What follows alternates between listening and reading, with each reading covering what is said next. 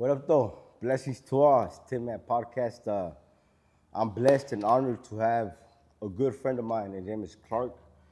He's a life coach, a mentor, model, actor, so many things. The world knows who he is. He actually played Batman on a series on HBO, No, it was a short film. short film. Yeah.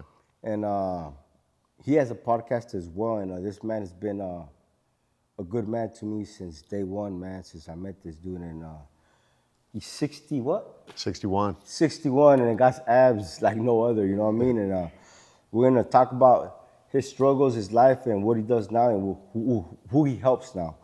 And please introduce yourself. Yeah.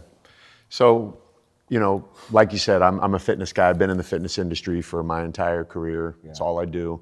And that's how we met. We were in the gym. I was minding my business. You were minding your business. I had my headphones on. You had yours on. I walked past, and you politely came up to me and said, "Hey, man, I got to ask you a question. How old are you?" Yeah. And that was it. That was it. From that moment, we've been connected on a level that really excites me because it's an honest level. It's a level of about you looking for somebody to bring the best out in you. And at that stage of your life, you were just building this brand. Yeah. You were at the beginning of building this brand, and I'm very honored and happy that I've been able to be a part of the process and watch you grow as a brand, as a person. You got the Tinman now, and I'm just really excited, and I'm proud of you. I'm honored to be sitting here today. So Man, it was like at the fitness expo, some guy goes, "Hey, man," he came back because I said, "Oh, that's my uncle, that's my tío, you know?"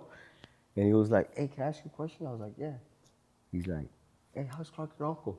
I was like, "No, I just call him uncle, you know?" You don't look like each other. Yeah. He got blue eyes and brown skin. And I was just like, nah, I call him uncle, man. That man's been real good to me since day one, you know? And I tell that to everybody. And this man has a lot of influence, man. Knows a lot of good people. A lot of people respect this man.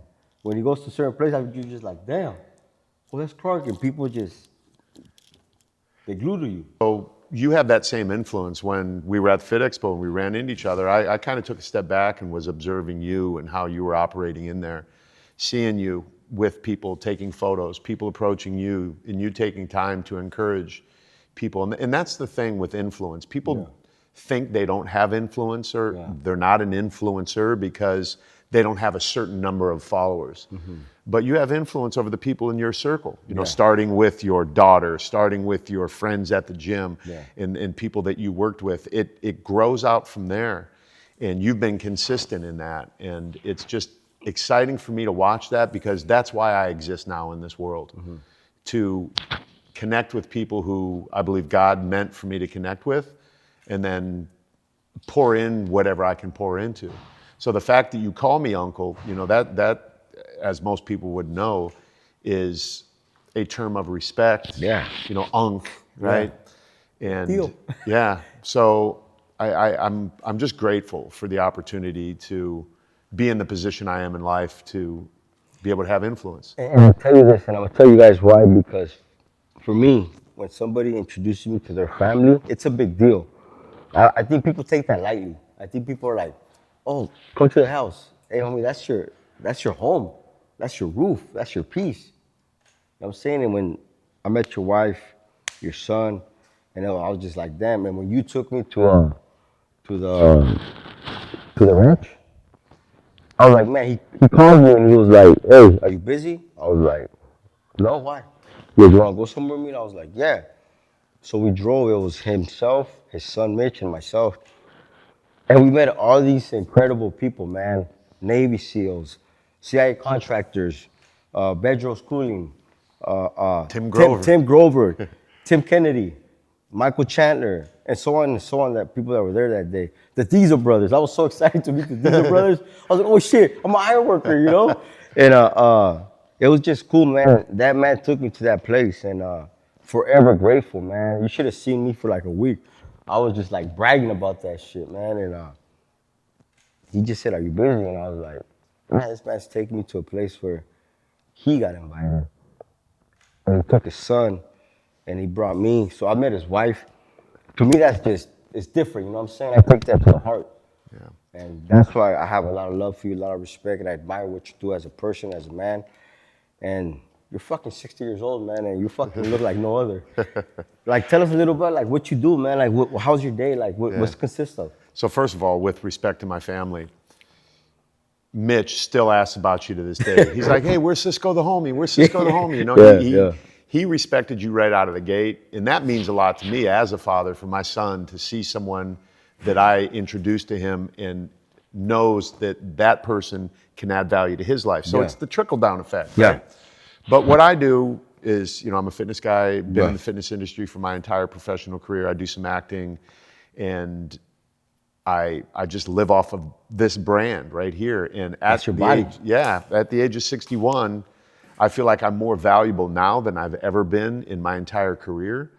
So people think that you have to be a certain age to have influence, or you have to fit into a certain box to do that. But I've defied the odds, you know, being on magazine covers. I remember a guy one time told me, you'll never be on the cover of a magazine. Shit, you ran through them. Yeah, ran through it, you know. So I wake up every day with a new opportunity to...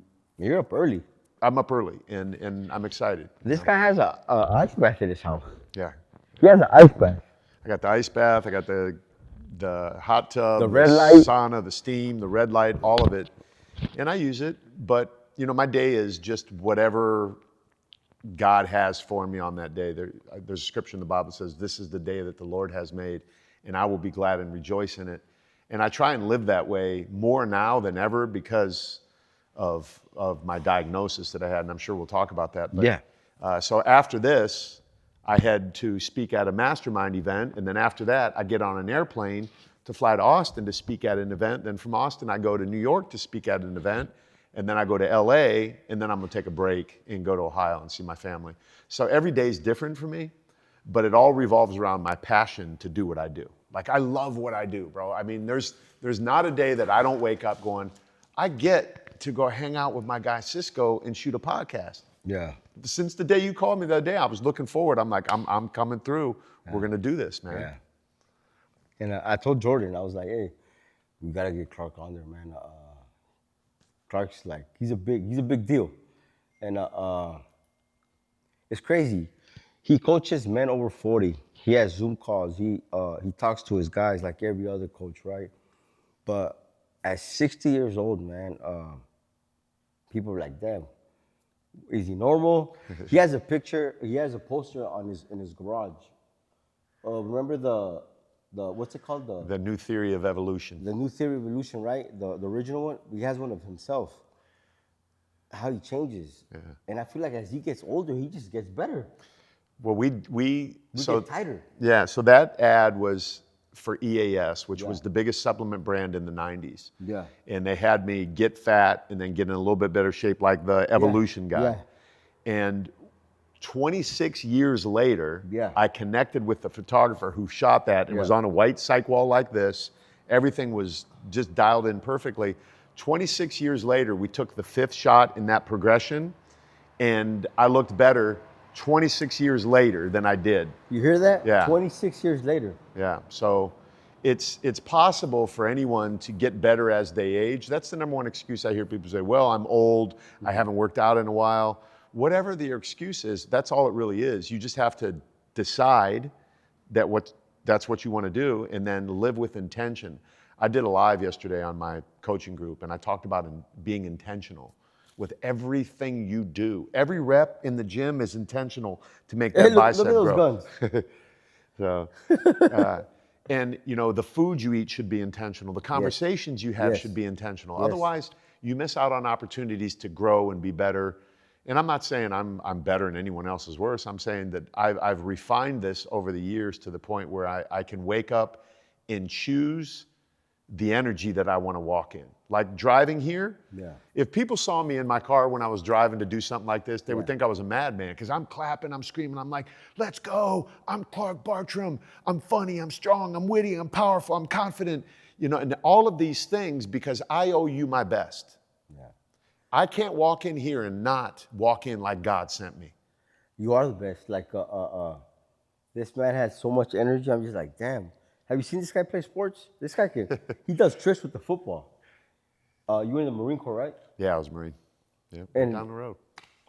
This man right here is he's an athlete. He's just not a model or coach. Athletes are different. Athletes are different. I feel like athletes, you gotta train for that. I think people forget like muscle memory. People don't train no more. Yeah. People just go and do. To be the best, you have to train, right? Yeah. You have to be, again, it's intention. And those trick shots, I show. Let them know about your trick shots. So what I do is I'll do football trick shots where I'll throw a ball 50 yards into a trash can or behind my back or punt it into whatever. But for me, what those do, it helps me have a conversation every time I miss. Walking to pick up the ball, I tell myself, okay, I'm going to get it this time. I don't talk down to myself, I talk myself up. And that's what athletes do, because no one's ever perfect. And in life, no one's ever perfect. So typically what I'll see people do that I coach is they talk themselves down. Yeah. So I have the opportunity to practice talking myself up. Sometimes it may take me 3 hours to make a shot. Do you talk out loud? I talk out loud. So that's what I do. Yeah. I'm in the house. I'm playing with you know what I play with. Yeah. You know, hitting my Yeah. little ball. Yep. I have a little tennis ball, either a knife or my hands. But like I'm like, come on, man. You know better. Yeah. You're disciplined. You're consistent. You're stronger. You got this. Stop being a punk, man. Fucking get that ball fucking where it needs to go. That is it. Yeah. That is the key.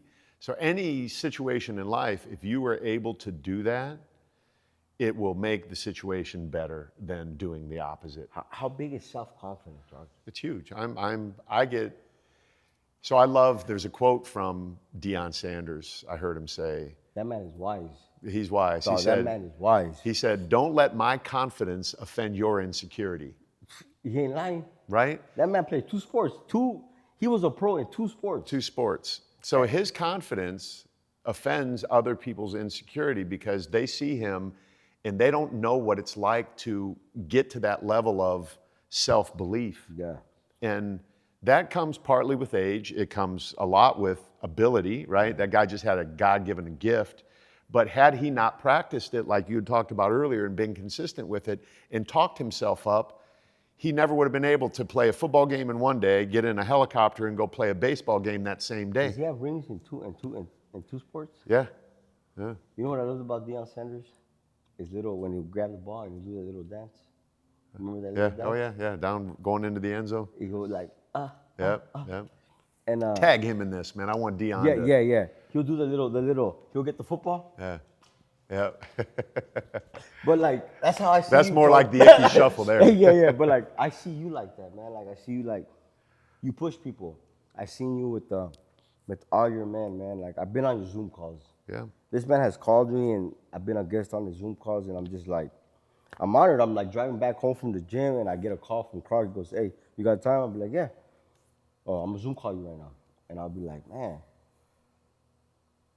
I'm not as close as this man, but this man is, when he puts me in his little circle of the people he has a lot of influence with, I'm like, damn, man, do I really have that? Do I really?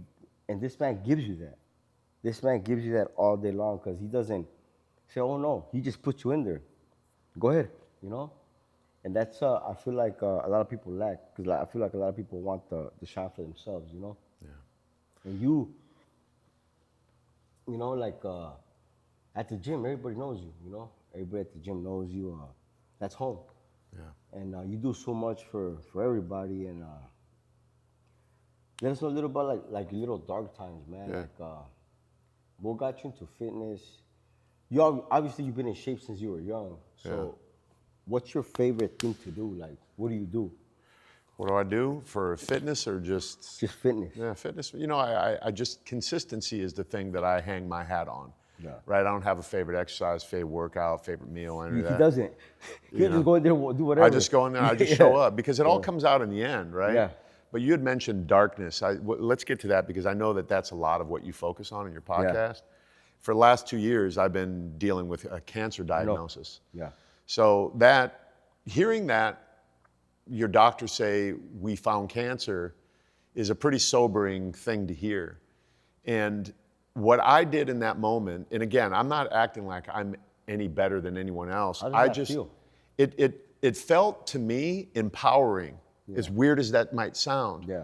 My wife was behind me. We heard it together. She dropped her head. I lifted my shoulders and thought, I'm the perfect guy for this because I have influence over guys who would get the same diagnosis at the age that we're at. You know, prostate cancer is pretty common. 1 in 7 men are going to get diagnosed with prostate cancer, and there's a tsunami on the horizon, meaning there's going to be more and more of this. So I thought, I'm going to use my platform and my influence to educate men on the importance of getting their PSA checked. It's a very simple blood test. So that's what I do now, and that's what I felt I needed to do when I heard those words, "We found cancer." Not get into darkness and be sad, but get on a pedestal and talk to guys. You took that you took the bull from the horns, man. I remember when you said you got it, I seen you just moving, like talking about cancer, what you need to do, how it can happen. You just started just building off that. And it's just like, that's incredible. Most people like me, I would have been like, oh man, I would have gone in the dark room. Yeah. I didn't want to do that because it wouldn't have served any purpose, right? So now I get probably 2 or 3 calls a week from guys that are nervous and afraid. I had a call from a friend of mine, a female the other day, said, my husband, you know, he won't talk to anyone about it. And I give him my number. So I feel very fortunate in the sense that I've been able to talk guys off of this fear, this place of fear, because it can be very scary. And it's going to be different for every guy that gets the diagnosis. And I've learned so much over the last 2 years that I'm able to speak very effectively about it, not anecdotally, but very, you know, like data-based information that's real. Yeah. So, yeah, and you know, and I'm still dealing with it right now. You know, I went through a lot of radiation, man. Yeah. So for me, peeing right now it burns, and it just there's after effects. So it's not like I'm sitting here perfect, but I'm sitting here dealing with that situation to the best of my ability, and that's all I can do, right? So.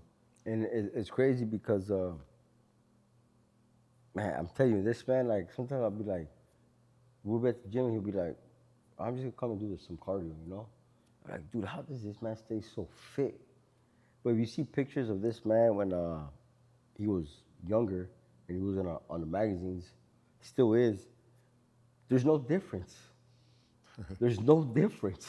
Mitch tripped out the other day. Mitch looked in the garage. Cisco's been in the garage before I got all the magazine covers. My son finally paid attention the other day because people troll me all the time, you're on TRT, and I don't do any drugs at all. I know that. Even if I wanted to, I couldn't because of the cancer. I know that. So my son looked at all those magazine covers. He goes, you know what I just realized? You look the exact same in every single one of these. You do. I've been 185 pounds on every one of those magazine covers, and I got another one coming out in a few weeks that I'm still 185 pounds in.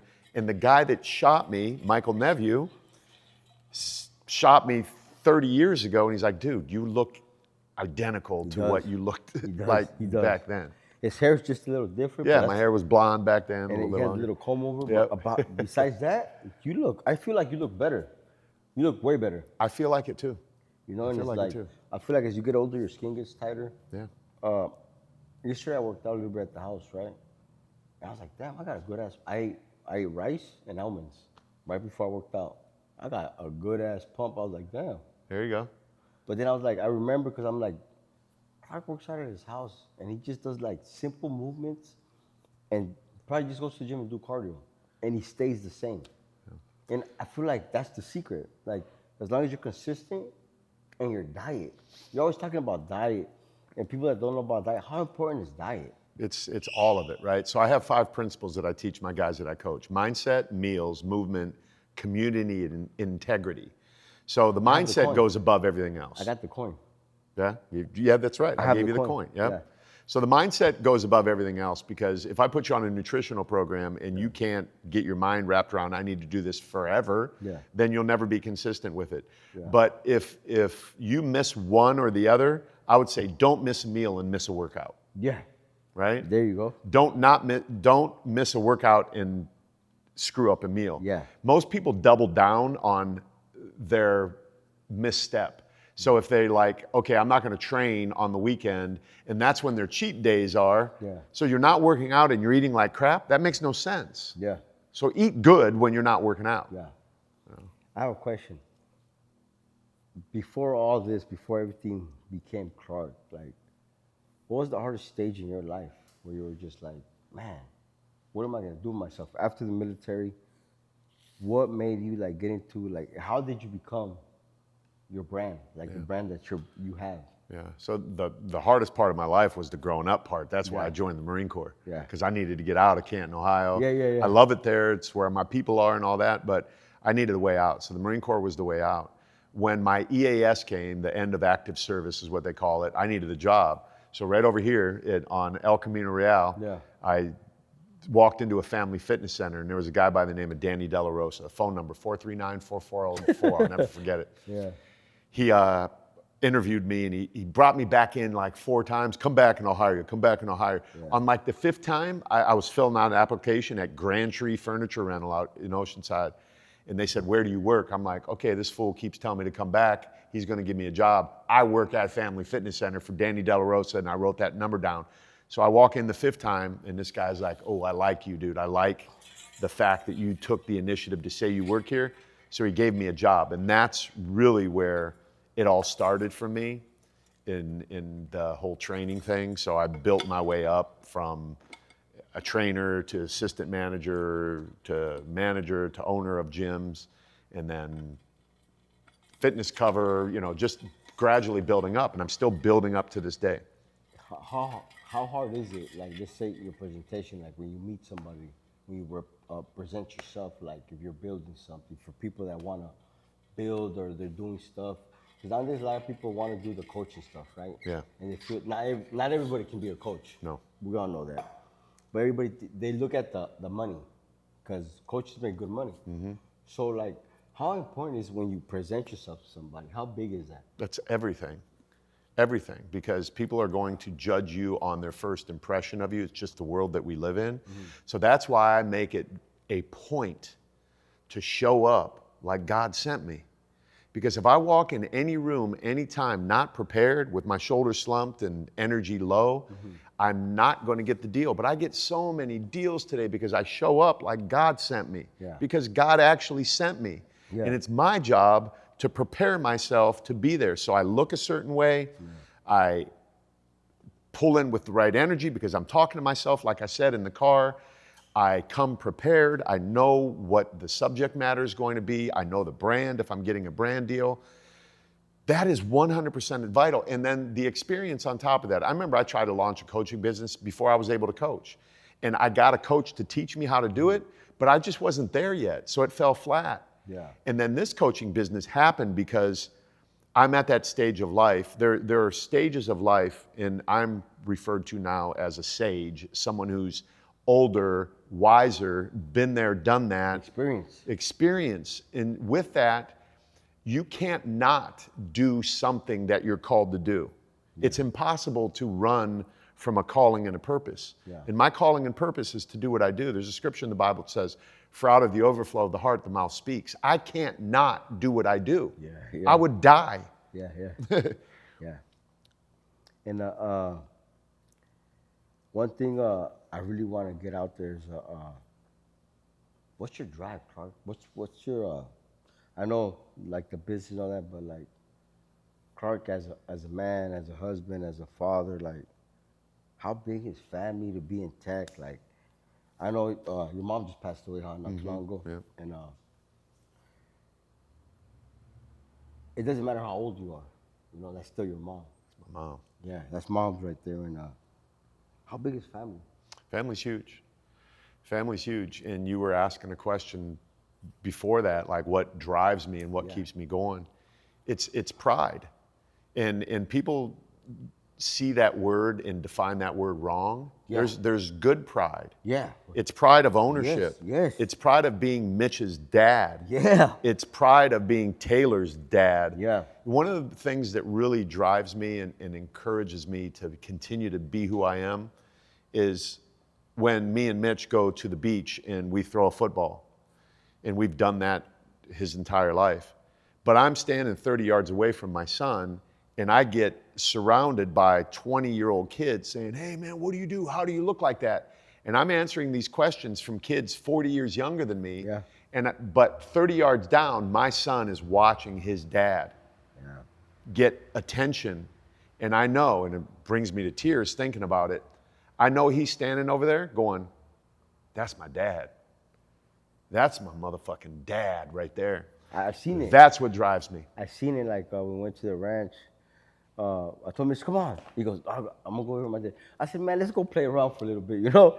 And I'm like, hey, that's uncle right there. And it's crazy because a lot of people don't grow up with dads like that, you know? Yeah. And you're an athlete for somebody, and then you can teach your son so many things. And I'm pretty sure you still look at Mitch like since he was little. Yeah. You don't look at Mitch like as a grown ass. You still, hey, you're my kid. I'm your dad. Yeah. And that's what it is. You know, he is both my kids are my peers now. They are people that I respect as humans, and I see them walking in their purpose. Yeah. You know, and as your daughter gets older and you start to see her grow and develop and become who she was meant to be in this world, it's such a great place to be able to go out of that parent role, honestly, and be an observer of another human on this planet who you were privileged to be in their circle of influence. Yes. That's what I talk about, right? You're put as the closest person in that circle of influence, and it's just such a neat thing to watch your kids develop into who they were meant to be. And that's where both my kids are at now. Let me ask you this.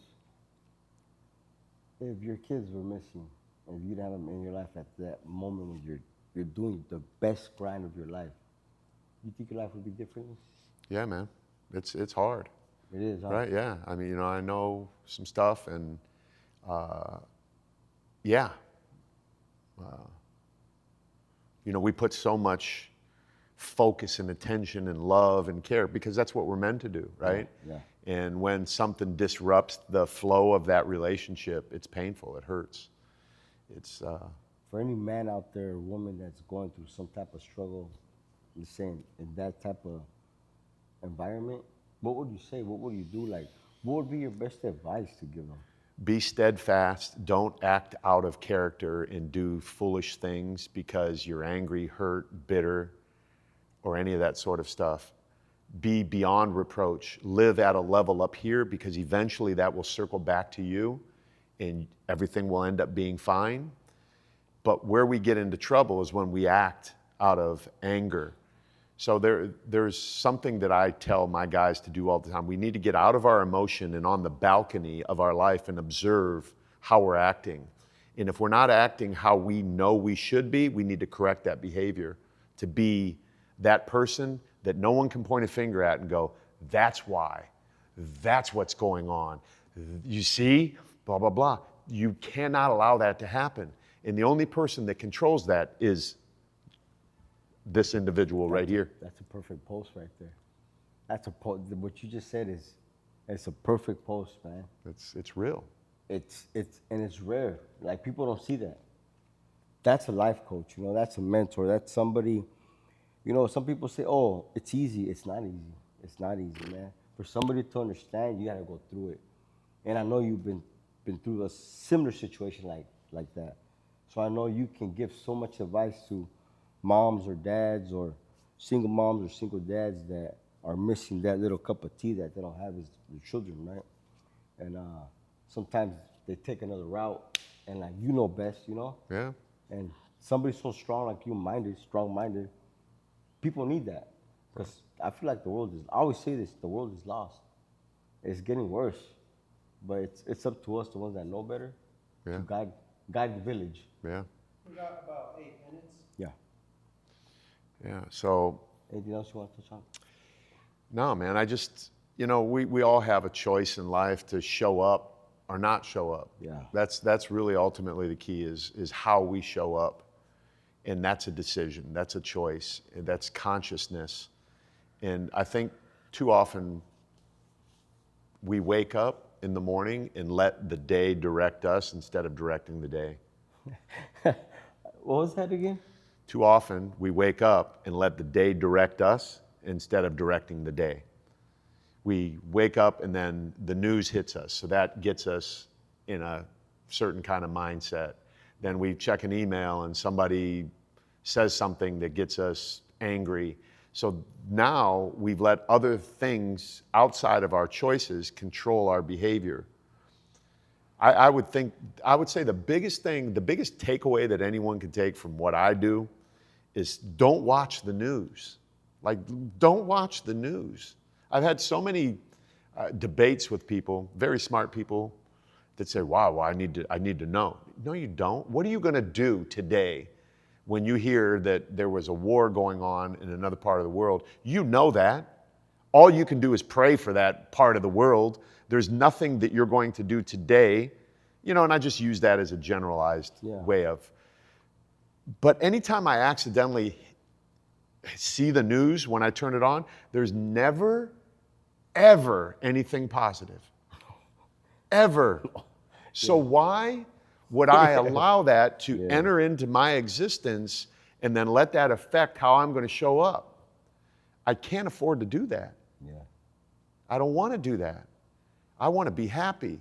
And it's even in a personal relationship with your wife, like the person closest to you. If I'm having an issue with my wife, I will not let that affect me outside of that bubble. You don't. I won't. And Most of us do. I have, Yeah. and I understand that, but I realize it's a waste of my energy and it's a waste of my time. Yeah. That person's got to deal with their issue. I'm going to control mine. I'm not going to place blame, talk about anything. I'm just going to remove myself from the situation, get my energy up, my happiness level up, and go about my day. Because for me, this could be it. This could be my last day. This could be my last interview ever. And if it is, I want people to watch this and go, damn, that dude left the earth saying some pretty dope shit. For real. For real. For real. You know? Yeah. That's crazy. Man, you got me with that one too. Good place to end, as far as I'm concerned. I want to thank everybody for joining the Tinman podcast, especially my good friend, my uncle, Clark. Let us know how we can reach you. Just my Instagram is at Clark Bartram, ClarkBartram. That's where I'm at. I'm on there all the time. I just hired a new marketing guy yesterday. We're getting that dialed in. Like, we can always get better. Yes. We can always be coached. We can always learn more. And I'm going to trip you out right now. I hired a kid, 14 years old, bro, to help me with my Instagram. 14. Man, I'm going to throw this damn... Really? For real. He's good? Hey, these little munchies nowadays, they're pretty He's wise, the huh? Doogie Howser of Instagram marketing. This guy is on another level.